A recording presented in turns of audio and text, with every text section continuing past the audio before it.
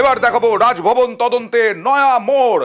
রাজভবনে শ্লীলতাহানির অভিযোগ রাজ্যপালের বিরুদ্ধে। এবার রাজভবনে শ্লীলতাহানির অভিযোগে এফআইআর দায়ের। 3 কর্মী, তাদের বিরুদ্ধে এফআইআর দায়ের। কথা বলবো প্রতিনিধি অমিতের সঙ্গে। অমিত, কেন এই 3 কর্মীর বিরুদ্ধে এফআইআর, কি অভিযোগ রয়েছে তাদের বিরুদ্ধে? দেখো, রাজ্যপালের বিরুদ্ধে শ্লীলতাহানির অভিযোগ করেছেন রাজভবনে কর্মরত একজন অস্থায়ী কর্মী।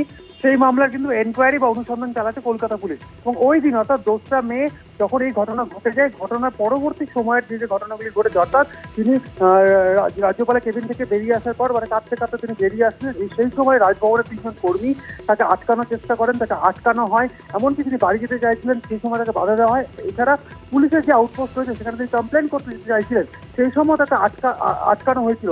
এই সংক্রান্ত বিষয়ে ওই মহিলা যখন পুলিশকে বিস্তারিতভাবে জানান, এরপরই 3 কর্মীর বিরুদ্ধে, রাজভবনে কর্মরত 3 কর্মীর বিরুদ্ধে এআরসি থানাতে এফআইআর করা হয়েছে, অর্থাৎ মামলা রুজু করা হলো। এবং এই বিষয়ে গতকাল ডাইভিশন আদালতে নির্যাতিতার গোপন জবানবন্দি নেওয়া হয়েছে। কারণ ইতিমধ্যে পিডব্লিউডির তরফে কলকাতা পুলিশের হাতে ক্লোজ সার্কিট ক্যামেরা ফুটেজ তুলে দেওয়া হয়েছে। সেই ফুটেজেও লক্ষ্য করা যাচ্ছে যে এই রাজভবনের 3 কর্মী নির্যাতিতাকে আটকেছেন, এমনকি তাকে বাধা দিয়েছেন পুলিশের কাছে কমপ্লেন করার ক্ষেত্রে, এবং তাকে হুমকি দিয়েছে, এমনও কিন্তু অভিযোগ। সেক্ষেত্রে এই 3 জনের বিরুদ্ধে মামলা রুজু করে তদন্ত শুরু করলো এআরসি থানা।